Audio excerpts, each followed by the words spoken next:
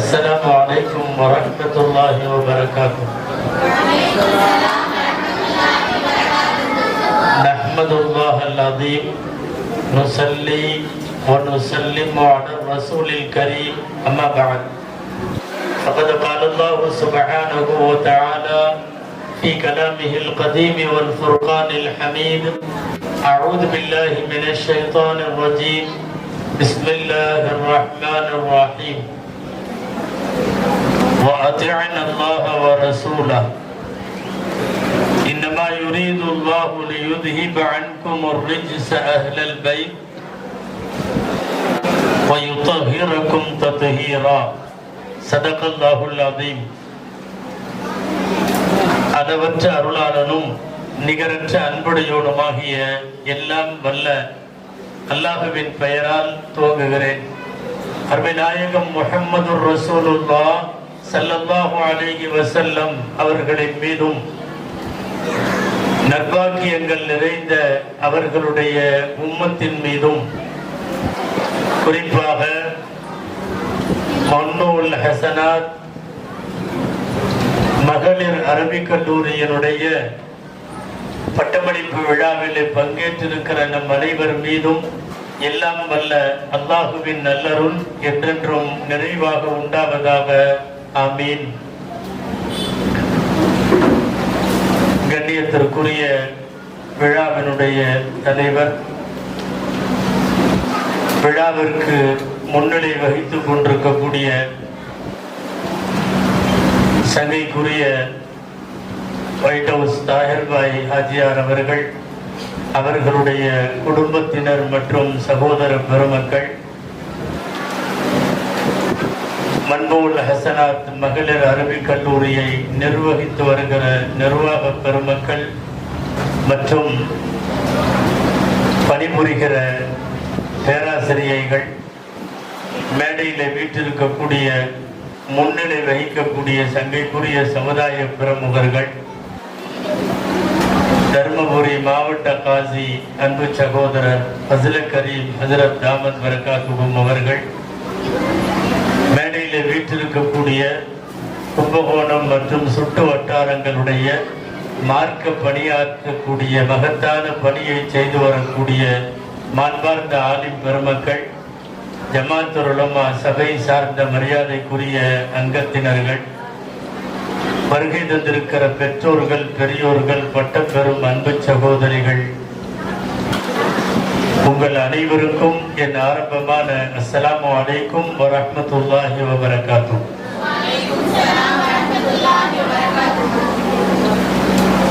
அல்லாஹுவின் பேரருளால் ஹசனியா என்று 7வது ஆண்டாக பட்டமளிப்பு விழா நடத்தப்படுகிற இக்கல்லூரியில் பெண்களுக்கு எதனால் மார்க்க அறிவு தர வேண்டும் என்பதை குறித்து எல்லாரும் அதில் பேசுகிறார்கள், பேச வேண்டும்.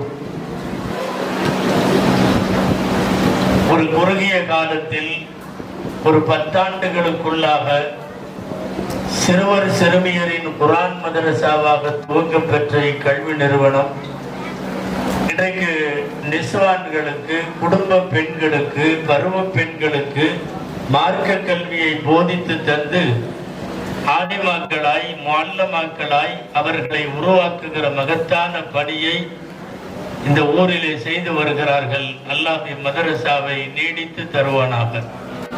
நடத்தக்கூடியவர்களுக்கு மென்மேலும் சிறந்த முறையில் மகளிருக்கான மார்க்க அறிவை தருகிற கல்வி கேந்திரமாய் காலமெல்லாம் அல்லாஹ் இதை நிலைக்க செய்வானாக என்று நான் துவக்கமாய் அல்லாஹ்விடத்தில் துஆ செய்தவனாக தொடங்குகிறேன். அன்பு சகோதரிகளே, எதற்காக நிஸ்வான் மதரசாக்கள்? தமிழகத்தில் சமீபத்தில் எடுக்கப்பட்ட ஒரு கணக்கின்படி நிஸ்வான் மதரசாக்களின் எண்ணிக்கை 4000-ஐ நெருங்குகிறது. 4000. ஒரு 25-30 வருஷத்திற்கு முன்னாலே தமிழ்நாட்டில் 4 நிஸ்வான் தான் இருக்கும். சென்னை 1, வாணியம்பாடி 1, திருச்சி 1ன்னு ஒரு 4 இருக்கும். அதற்கு மேல் இருக்காது. 4 நிஸ்வான் மதரசாக்கள் கடந்த ஒரு கால் நூற்றாண்டு காலத்தில் 25 வருஷத்தில் இது 4000ஆக எகிரி இருக்கிறது.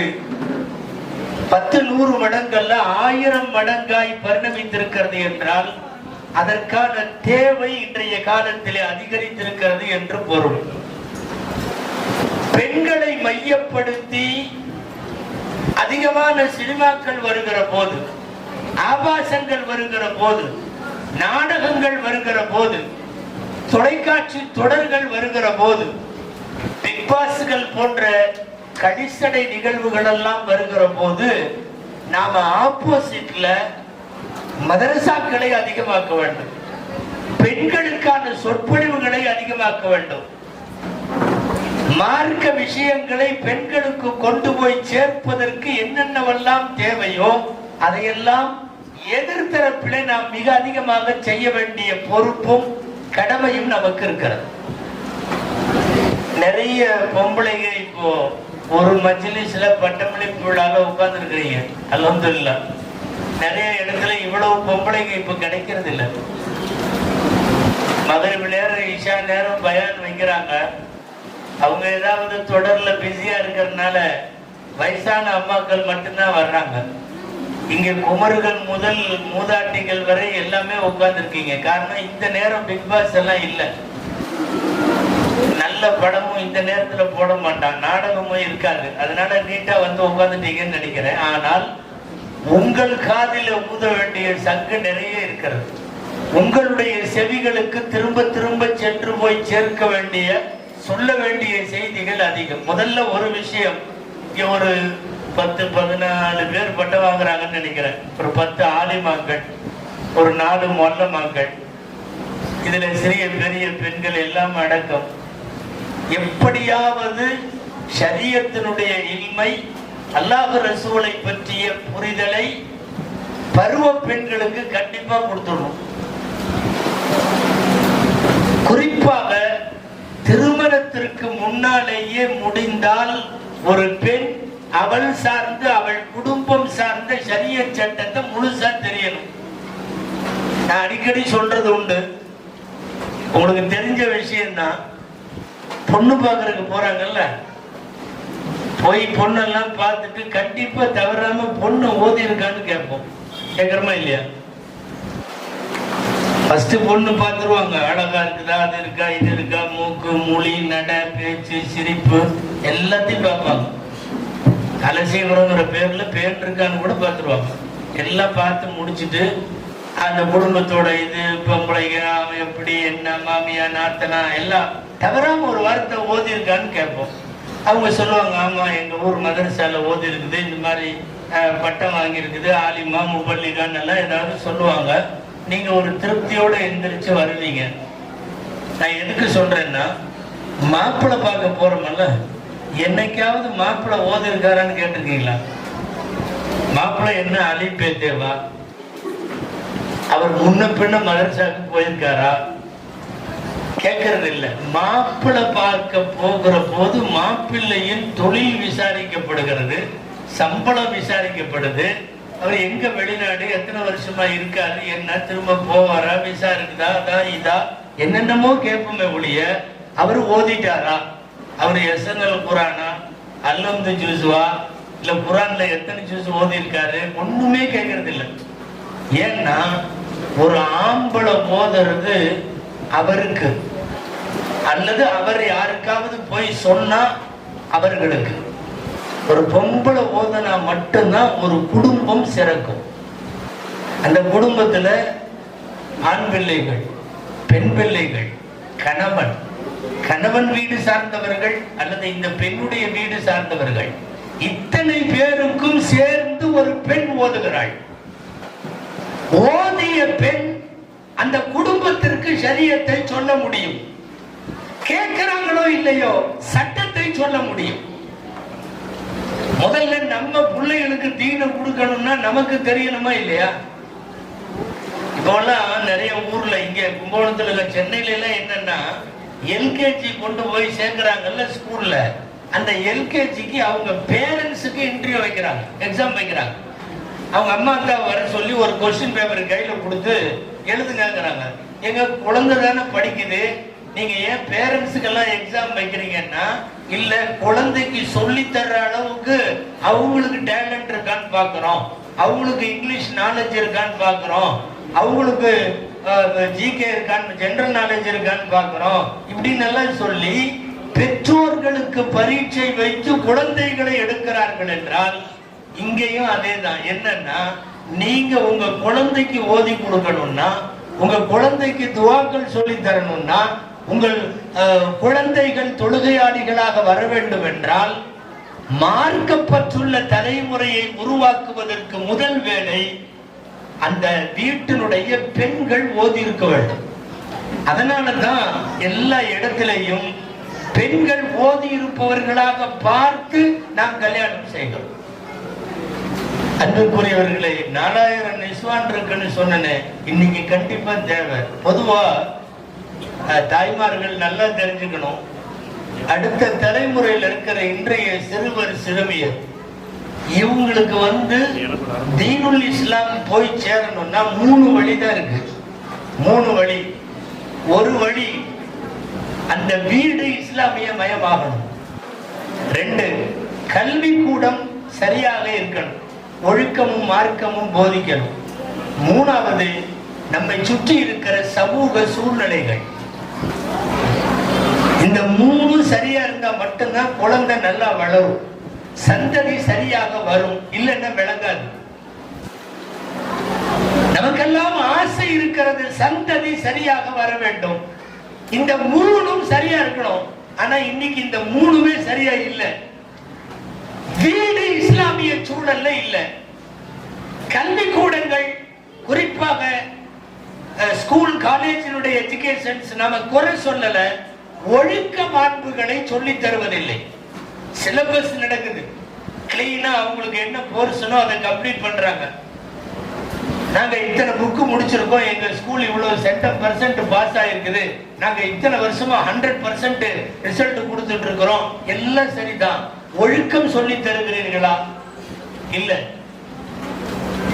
இங்க இருக்கிற பெரியவங்களுக்கு எல்லாம் தெரியும், நாமெல்லாம் படிக்கிறப்ப சின்னதுல அந்த நீதி போதனைன்னு ஒரு பீரியட் இருக்கும், மோரல் சயின்ஸ் ஒரு பீரியட் வச்சிருப்பாங்க. என்ன தெரியுமா?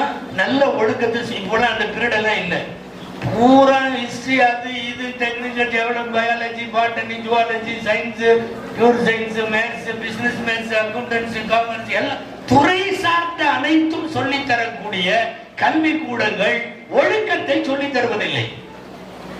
பின்ன ஒழுக்கம் வேற எங்க இருந்து சொல்லி தரப்படணும்?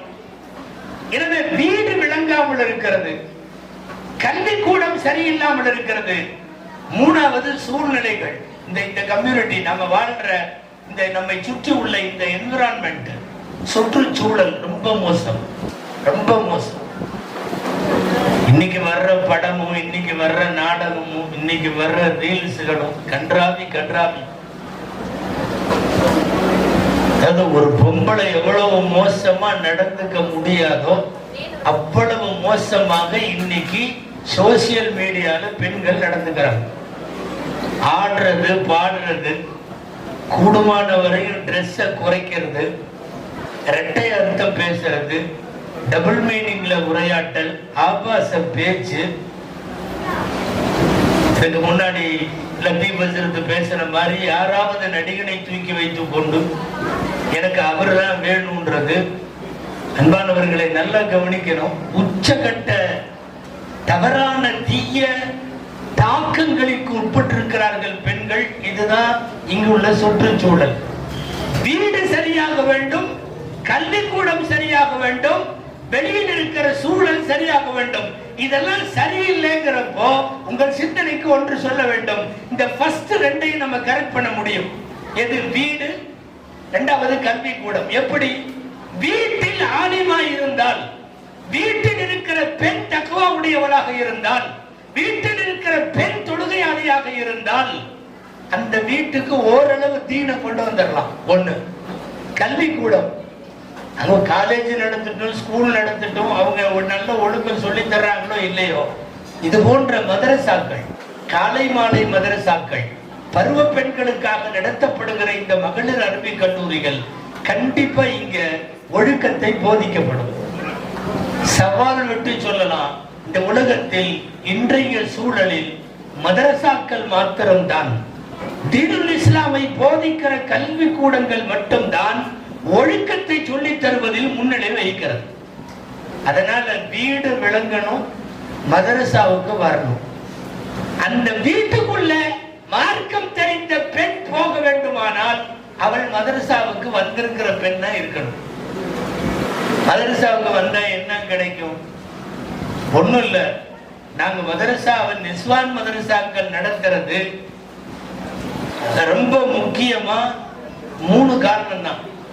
ஒண்ணு, இந்த பெண்கள் அவங்க திருந்தணும். 2வது, இவர்களின் கட்டுப்பாட்டுக்குள்ளே வருகிற கணவன்மார்கள் திருத்தப்பட வேண்டும். கட்டுப்பாட்டுல எல்லாம் இல்லைன்னு நினைச்சுக்காதீங்க. எல்லா கணவன்மார்களும் இப்போ உங்க கட்டுப்பாட்டுல தான் இருக்காங்க. ஆனா சும்மாவாவது நீங்க சொல்லிக்குவீங்க, அவரு திட்டுவாரு. அவரெல்லாம் திட்டவே மாட்டார், நீங்க மட்டும்தான் திட்டுறீங்க. அன்பானவர்களை, கணவன்மார்கள் உங்களுடைய கைகளுக்குள்ளே இருப்பதால் அவங்கள திருத்தணும்.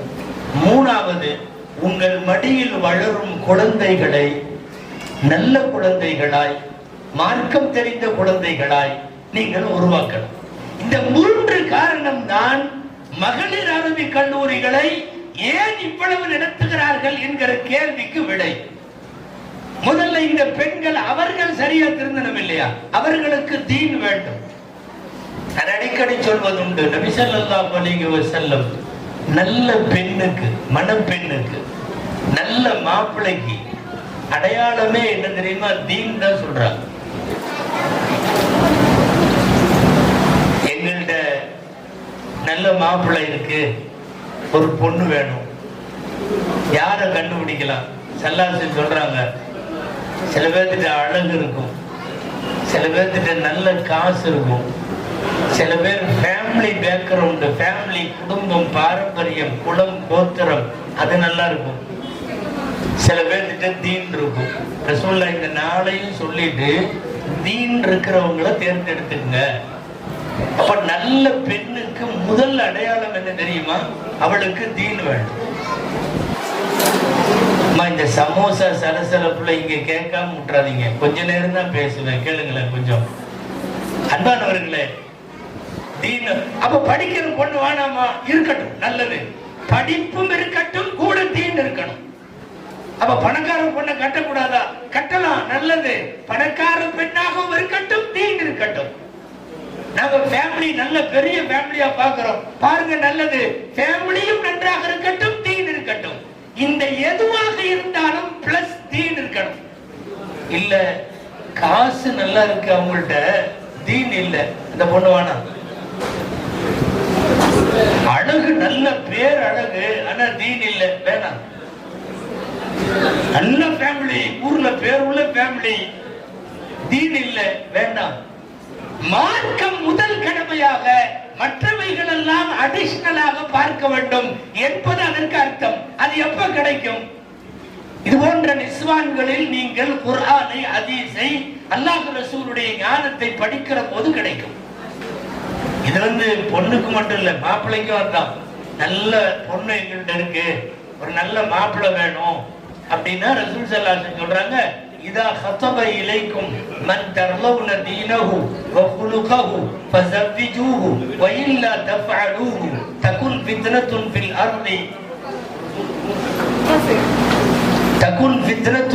அர்தி வ ஃபஸாதுன் கபீர். நல்ல குணம், நல்ல மார்க்கப்பற்று இந்த மாப்பிள்ளை பொண்ணு கேட்டா கொடுத்துருக்கு. ரசூலுல்லாஹ் சொல்றது 2 தாங்க. தீன் ஹுலுக் இருக்கிறதா, தீன் இருக்கிறதா, நல்ல குணம் இருக்கிறது, மார்க்கப்பற்றுள்ள பையன் கல்யாணம் முடிச்சு கொடுத்துரும். இல்லைன்னா பெரிய குழப்பமும் விஷமத்தனமும் ஏற்படும் பூமியில என்று சொல்லுகிறார்கள் ஸல்லல்லாஹு அலைஹி வஸல்லம். எனவே பட்டம் பெறக்கூடிய அன்பு சகோதரிகளே, வாழும் காலமெல்லாம் நீங்கள் கற்ற மார்க்க நெறியில நிலைச்சிருக்கணும். அல்லாஹ் கிருபை செய்வானா? ஏன்னா இன்னைக்கெல்லாம் முற்போக்கு முற்போக்கான பொண்ணு, ரொம்ப அட்வான்ஸ்டு அப்படிங்கிறா. யாரு தெரியுமா? எவ்வளவு தூரம் ஒரு பொண்ணு வெளியில் சுத்துதோ அவ்வளவு தூரம் அட்வான்ஸ்டுங்கிறான். ரொம்ப முற்போக்கான பெண், ரொம்ப விவரமான பொண்ணு அப்படிங்கிறான். அல்லான்னு வீட்டுல 5 நேரம் தொழுதுட்டு முசல்லாவோட தஸ்பீகோட வீட்டுல உள்ள பெரியவங்க சொல்றது கேட்டுட்டு குழந்தைகளை நல்லபடியா வளர்த்துட்டு கணவன் சொல்ற மாதிரி எல்லாம் இருந்துச்சுன்னா ஒண்ணுக்காகாதுங்கிறான், மந்துங்கிறான். ரொம்ப பேக்வர்ட் லிஸ்ட்ல வச்சிருக்கான். இது எதுவும் தெரியாதது, ஒண்ணுக்கு ஆகாதுங்கிறான். நல்ல ஜாலியா காலையில நீட்டா ஒரு ட்ரெஸ் பண்ணிட்டு ஒரு பேக தூக்கி தோல்ல போட்டு அப்படியே கும்பகோணம் பூரா ஒரு ரவுண்ட் அடிச்சுட்டு சாயந்தரம் வந்துச்சுன்னு வைங்களேன், ரொம்ப அட்வான்ஸ்டு, ரொம்ப பயங்கரமான பொண்ணு, விவரமான பொண்ணு. இந்த விளக்கத்துல மண்ணை போட இல்ல. அன்பானவர்களை, எல்லாம் வல்ல இறைவன் யாராலும் முடியாமல் பெண்களுக்கு மாத்திரம் முடியக்கூடிய வீட்டு நிர்வாகம், குடும்ப நிர்வாகம் என்கிற பொறுப்பை அல்லாஹ் பெண்களுக்கு தந்திருக்கிறான். இது ஆம்பளைங்க செய்ய முடியாது. ஆம்பளை புள்ள வளர்த்தனா விளங்காது. ஒண்ணும் இல்ல, ஒரு வீட்டுக்குள்ள பூந்த உடனே ஆம்பளைங்க மட்டும் இருக்கிற வீடா இருந்தா பார்த்த உடனே கேட்டிருக்கலாம், இங்க வெறும் பேச்சுலர்ஸா தங்கிருக்கீங்களா, இங்க எல்லாம் வெறும் ஆம்பளைங்க தானவா? ஏன்னா அப்படி நாரி போய் கிடக்கும் வீடு. வீடு வீடா இருக்காது, குழந்தை குழந்தையா இருக்காது. இதெல்லாம் அல்லாஹ் பெண்களுக்கு வழங்கியது. இது லோலோடு சுத்துங்கிறான் ஊரு பூரா. அதுக்கு பேரு முற்போக்கா. இன்னைக்கு நிறைய இதை விரும்புறாங்க. ஏன் எங்களை எல்லாம் வேலைக்கு போக கூடாதுங்கிறீங்க? புருஷன் வடக்க போறான், பொண்டாட்டி தெற்க போகுது, குழந்தை நடுத்தெருவில் நிக்குது. இல்ல யோசிக்க வேண்டாமா? நீங்க வேலைக்கு போற எல்லாத்தையும் இந்த அஜத்தை திட்டுறாருன்னு நினைக்க வேண்டாம். எந்த குடும்பத்துல வருமானத்திற்கும் வயிற்று பிழைப்புக்கும் வழி இல்லையோ அங்க மார்க்கம் அனுமதிக்கிறது, பெண்கள் போகலாம். அதற்கு அப்துல்லாஹ் இப்னு மஸ்ஊத் ரலியல்லாஹு அன்ஹு உடல்நிலை முடியாதவர்களுக்காக அவர்களுடைய மனைவி தான் சம்பாதித்தார்கள் என்கிற வரலாறு எல்லாம் உண்டு. இது ஒண்ணுமில்ல, ஆடம்பர வாழ்க்கைக்காக அல்லது நாங்க ரொம்ப இன்னைக்கு உள்ள நாகரிகம், சிவிலைசேஷன் அப்படி இப்படி நல்லா சொல்லிட்டு வெளியே சுத்துதுங்க. இதுக்கு பேர் முற்போக்கு அல்ல. அதாவது இன்னைக்கு உள்ள சில நவீன பெண்கள், இந்த ஜெனரேஷன் பிள்ளைகள்ட மனசுல ஒண்ணு பதிஞ்சிருக்கு. என்ன தெரியுமா? வீட்டுல இருக்கிறது, வேலை செய்யறது, அப்படியே தொழுதுகிட்டு பிள்ளைக்கு சோறு ஊட்டிட்டு முசல்லான போட்டு தொழுதுகிட்டு உட்கார்ந்து இருக்கிறதெல்லாம் ரொம்ப பிற்போக்குத்தனம், அதெல்லாம் ஆகாது அப்படின்ற மாதிரி ஒரு பொது புத்திய ஒண்ணு உருவாக்குறாங்க. அதுதான் இன்னைக்கு உள்ள இந்த சினிமா செய்யுது. இந்த பிக் பாஸ் இடமெல்லாம் அதைத்தான் செய்யுது. வெளியில சுத்தணும், ட்ரெஸ் கம்மியா போடணும், ஒரு குட்டை பாவாடை போட்டு சுத்தணும், எவ்வளவு பெரியவங்களா இருந்தாலும் கால் மேல கால் போட்டு ஜம்முன்னு இருக்கணும். காலேஜ் போனா ஒரு சிகரெட் ஒண்ணு பத்த வச்சுக்கிட்டு ரோட்டோரத்துல நிக்கணும். இன்னைக்கு இதெல்லாம் நடக்குது. உங்க ஊர்ல இல்லாம இருக்கலாம், நான் சென்னையை கவனித்து சொல்லுகிறேன். சாதாரணமாயிட்டு வருது இதெல்லாம். இதுக்கெல்லாம் என்ன பேரா? முற்போக்கு பெண். எங்க புள்ள படிச்சு ஏர் ஹோஸ்ட் வேலைக்கு போயிடுச்சு. இன்னைக்கு நிறைய பேர் அதை விரும்புறாங்க. இந்த மாதிரி தயவு செஞ்சு பெண்களை பூரா திட்டுறேன்னு நினைக்க வேண்டாம். நான் மார்க்கப்பட்டுள்ள பெண்கள் வேண்டும் என்பதற்காக சொல்லுகிறேன். இறைவன் உங்களுக்கு என்று சில பொறுப்பு கொடுத்திருக்கிறான். நான் ஆரம்பத்தில் சொன்னது போல் அதற்கு தத்பீருல் மனாசில் என்று பெயர். வீட்டு நிர்வாகம், ஃபேமிலி அட்மினிஸ்ட்ரேஷன் உங்களால மட்டும்தான் முடியும். வீட்டுல 4 பேருக்கு சாப்பாடு ஆக்கி வைமா. உன் புருஷன் அவர் கடையில இருக்காரு, அவருக்கு சாப்பாடாக்கு. கூட இருக்கிற மாமனா மாமியா வீட்டுல உள்ள குழந்தைகளுக்கு சோறாக்கி வைன்னா அது பிற்போக்குத்தனமா? நல்லா படிச்சுட்டு ஒரு ஒரு ஒரு குட்டப்பாவாடை போட்டுட்டு அங்க போய் நிக்குது. எங்க இதுல ஏர்போர்ட்ல இதுல பிளைட்ல நிக்கும் பாத்திருக்கீங்களா? ஒரு யூனிஃபார்ம் ஒண்ணு போட்டு இப்படி நிக்கும், அலங்கோலமான ட்ரெஸ்ல உட்காந்து 200 பேர் உட்காந்துருக்கான் பிளைட்ல. அவன் என்ன பண்ணுவான் தெரியுமா? மேல உள்ள லைட் அமுத்துவான். அப்படி அமுத்தனா இங்க வாங்க அர்த்தம். அல்லது இப்படிமா ஓடி போய் ஏதாவது வேணுங்களா சார்? அது எவனும் ஏதாவது வேணுங்களா சார்? தண்ணி கொண்டு வா, ஹாட் வாட்டர் வேணும், இது வேணும், அது வேணும். அவன் சொல்றதுக்கெல்லாம் ஓடி ஓடி போய் எடுத்துட்டு வரணும். அவனுக்கு சாப்பாடு வைக்குதாங்க, அவன் எவன்னு தெரியல. சரி, இந்த வேலையெல்லாம் செய்யக்கூடாதுன்னு சொல்லல, சாப்பாடு வைக்கிற, தண்ணி கொடுக்குற, எல்லாம் பண்ற 200 பேத்துக்கு அவ்வளவு வேலையும் நின்று செய்யல. நாங்க அதைத்தான் சொல்றோம், உன் வீட்டுல இருக்கிறவங்களுக்கு இந்த வேலையை பண்ணுன்னா அது என்னமோ வீட்டுல பெரும்போக்குத்தனமா, அங்க போய் செஞ்சா முற்போக்குத்தனமா. இன்னைக்கு முற்போக்கு என்கிற சிந்தனை மிக தவறாக வந்திருக்கிறது. நவீன தலைமுறை பெண்களிடத்தில் இதை சொல்லியாக வேண்டும். அதற்காகத்தான் நிஸ்வான்களின் வழியாக பாரம்பரியமாக இந்த மார்க்கத்தில் ஒழுக்க மாண்புகளை பேணி பேணி பாதுகாத்து வந்த நம்முடைய பழைய தாய்மார்களை போல் நீங்க நல்லா படிங்க வேணாங்களே,